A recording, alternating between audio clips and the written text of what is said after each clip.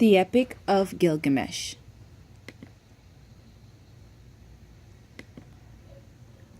Gilgamesh went abroad in the world, but he met with none who could withstand his arms till he came to Uruk. But the men of Uruk muttered in their houses. Gilgamesh sounds the tocsin for his amusement. His arrogance has no bounds by day or night. No son is left with his father, for Gilgamesh takes them all, not even the children. Yet the king should be a shepherd to his people. His lust leaves no virgin to her lover, neither the warrior's daughter nor the wife of the noble.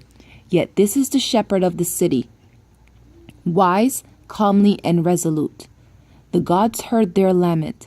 The gods of heaven cried to the Lord of Uruk, to Anu, the god of Uruk. A goddess made him, strong as a savage bull. None can withstand his arms. No son is left with his father, for Gilgamesh takes them all. And this, the king, the shepherd of this people? His lust leaves no virgin to her lover, neither the warrior's daughter nor the wife of the noble. When Anu had heard their lamentation, the gods cried to Aruru, the goddess of creation, "You made him, O Aruru. Now create his equal. Let it be as like him as his own reflection, his second self. Stormy heart for stormy heart. Let them contend together and leave Uruk in quiet." So the goddess conceived an image in her mind, and it was of the stuff of Anu, of the firmament. She dipped her hands in water and pinched off clay. She let it fall in the wilderness, and noble Enkidu was created. There was virtue in him of the god of war, of Ninurta himself. His body was rough. He had long hair like a woman's. It waved like the hair of Nisaba, the goddess of corn. His body was covered with matted hair like Samugun's, the god of cattle. He was innocent of mankind. He knew nothing of the cultivated land. Enkidu ate grass in the hills with the gazelle and lurked with the wild beasts at the water holes. He had joy of the water with the herds of wild game. But there was a trapper who met him one day face to face at the drinking hole, for the wild game came and entered his territory. On 3 days he met his face to face, and the trapper was frozen with fear. He went back to his house with the game that he had caught, and he was dumb, benumbed with terror. His face was altered like that of one who made a long journey. With awe in his heart he spoke to his father. "Father, there is a man unlike any other, who comes down from the hills. He's the strongest in the world. He's like an immortal from heaven. He ranges over the hills with wild beasts and eats grass, the ranges through your lands and come down to the wells. I am afraid and dare not go near him. He fills in the pits which I dig and tears up my traps set for the game. He helps the beasts to escape, and now they slip through my fingers." His father opened his mouth and said to the trapper, "My son in Uruk lives Gilgamesh. No one has ever prevailed against him. He is strong as a star from heaven. Go to Uruk, find Gilgamesh, extol the strength of this wild man.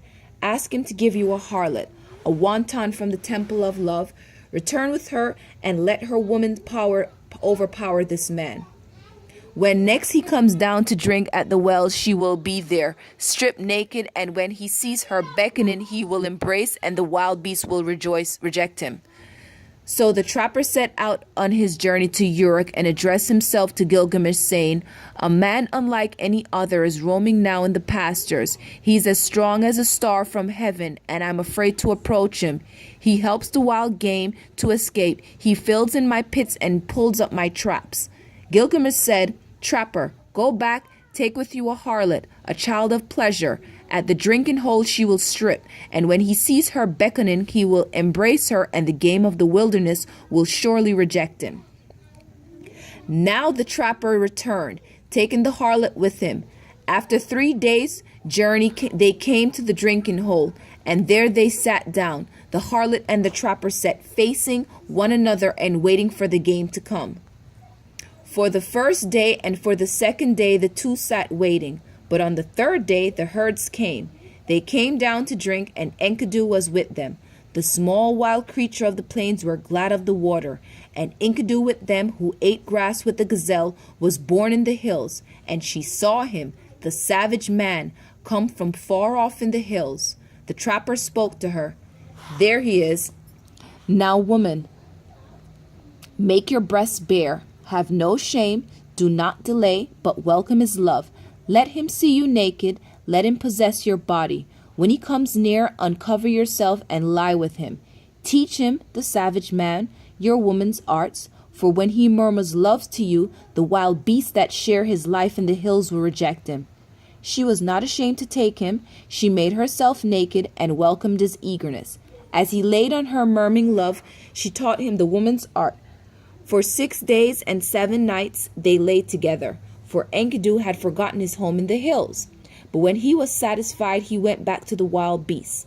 Then when the gazelles saw him, they bolted away.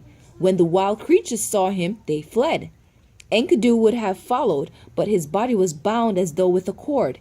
His knees gave way when he started to run. His swiftness was gone, and now the wild creatures have fled away.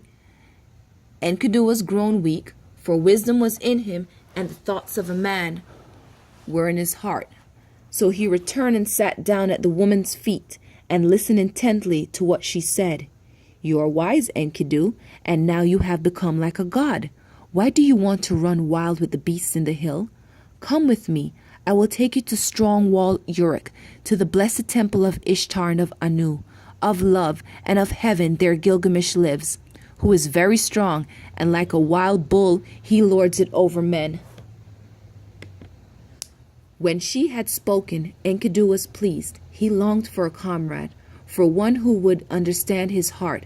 "Come, woman, and take me to the holy temple, to the house of Anu and of Ashtar, and to the place where Gilgamesh lords it over the people. I will challenge him boldly. I will cry out loud in Uruk. I am the strongest here. I've come to change the old order. I am he who was born in the hills. I am he who's strongest of all." She said, "Let us go, and let him see your face. I know very well where Gilgamesh is in great Uruk. O Enkidu, there are all the people are dressed in their gorgeous robes. Every day's holiday.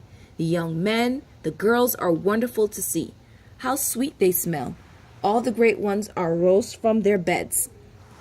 O Enkidu, you who love life, I will show you Gilgamesh, a man of many moons. You shall look at him well in his radiant manhood. His body is perfect in strength and maturity. He never rests by day or night. He is stronger than you, so leave your boasting. Shamash, the glorious sun, has given favors to Gilgamesh, and Anu of the heavens and Enlil and Ea the wise have given him deep understanding. I tell you, even before you have left the wilderness, Gilgamesh will know in his dreams that you are coming."